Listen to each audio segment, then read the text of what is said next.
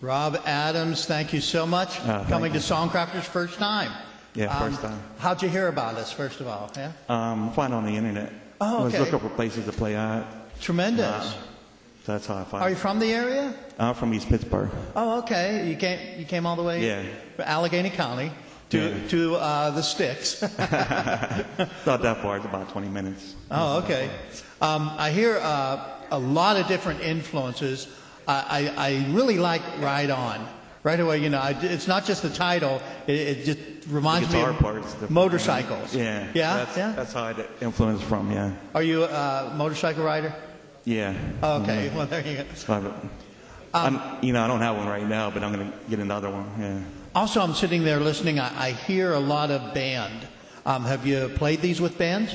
No, I just wrote these over the past month. Oh, okay. The past couple of weeks. I just wrote this Christmas one a few days ago, like 2 days ago. Tremendous. Before or after Christmas? Right before Christmas. Okay, Day before good. Christmas. Did you get to sing it? Yeah, I sang it to everybody in my family. Oh, great. And I was in the hospital right before Christmas, like 10 days before Christmas with my heart. Oh. It was an AFib. And I'm so better now. I'm back in rhythm, but okay. So I've been just like mending up, so I haven't been playing any open mics. This is the first one I came to. Let me ask I'm you. like a little nervous tonight. That's all right. Well, this is a friendly place. I lost the words in that one spot back. As you can tell, I'm always interested in the process of what it takes to write a song. And you mentioning being in the hospital. By the way, I have a younger brother in the hospital right now too. Is there anything about that struggle, and that difficulty that brought you to songwriting in any way? Can you say?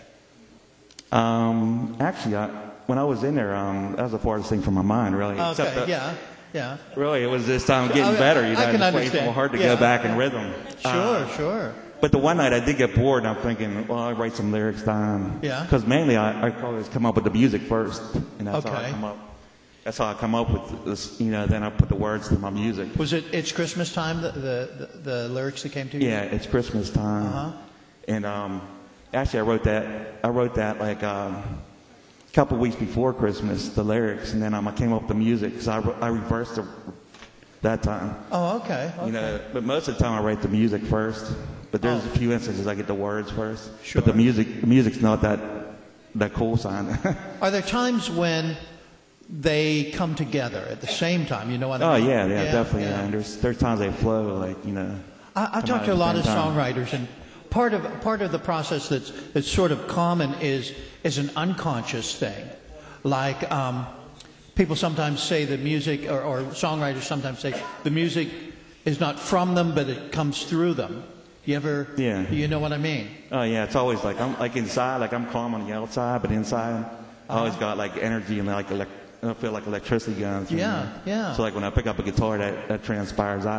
That's why I like the faster songs rather than slower songs. Like when some of my songs like come out faster. Like when I'm especially playing live. Then all that nervous energy like builds up and I get real excited. Like, do you when you're writing also, do you tend to play it real loud? I mean, do you? Yeah. Put the amp on 11. Yeah, 11. Yeah. The Spinal Tap amp. Yeah.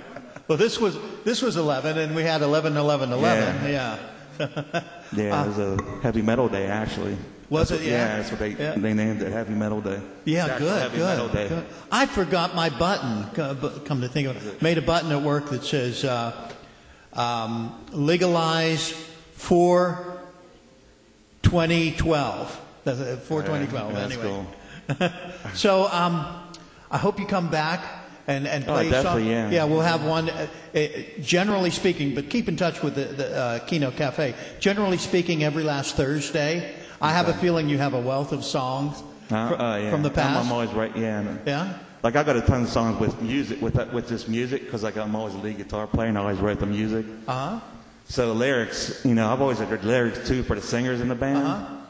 But with the lyrics, I always try to come up with good lyrics, something to have a positive message, and stuff. But have you been in bands? Yeah. Oh, okay. Different bands. Well, what bands that we might? Like Young Lust. Okay. A band called Young Lust when I was in high school. I used to have that comic book, by the way. Oh, was that a comic book? I didn't even know that. In Haight-Ashbury, there was a series. That might have where they came up with the band name, because they were all older. I was 15 going into high school and playing with these people who were 20 and 30, so I don't know. Okay. That could be where they got the name from. That's a good title. Yeah. And from there, I went a lot of different heavier bands, like metal bands and stuff like that. Yeah.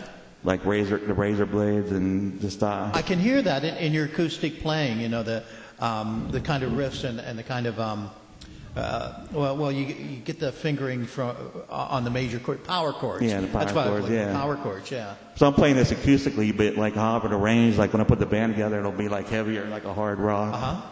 You know, these are already written. Like a couple of these are already written. My drummer died. We had the project going together back in 2003. Really? And I shelved everything because I was real discouraged. Oh, sure, and, sure. With just everything, you know, I went through a dark period in my life. Now I'm just getting back and everything. And, you know, going way back then, maybe even before you picked up the guitar, who were the influences that made you want to rock? My first album was Kiss Destroyer. Actually, that's the first album I ever had. Kiss Destroyer. Oh. Kiss. Oh, cool. Kiss. Album Destroyer. Oh, I know which one you mean. Well, that's heavy enough. Yeah. So from there, then I went, you know, then I picked up the guitar on my own. I like Clampton and all that. I went back and heard all the blues. Okay.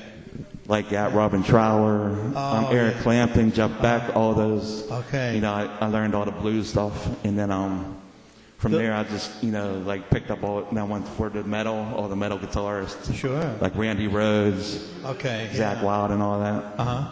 Those first two Jeff Beck, I want to say solo, but it was a Jeff Beck group with the Yardbirds and all. With Rod Stewart singing. Rod Stewart. Yeah, Rod Stewart and those were some amazing the blues. Stones. I love the Stones. All the older Stones stuff. The Beatles, like songwriting wise. Yeah, you're right. It's always like a good song, no matter what style it is. Yeah. Whether it's classical, country, rock. Mm-hmm. You know, I'm always a fan of big song, like a good song. Sure. There were even some. I mean, I'm not sure Robert Johnson listened to Bach. But you can hear that kind of feeling in some of his guitar playing, you know. It's all relative in a way. Yeah. Like music is universal language. That's why I was talking. Yeah. You know, it's like no matter what language, all around the world you can go and play. Isn't that great? Everybody get into it, you know.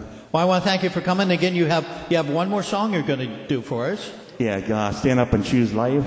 Oh, wonderful. I wrote this, I was down last year, I was down at Right to Life March in January. Oh, okay. So I wrote this under the perspective of a little baby who's going to be aborted, so it's in that context. So it has when you hear the words, you can understand. Has a social significance here. Yeah. Thank you again, Rob. I hope to see you again. Yeah, definitely. Yeah.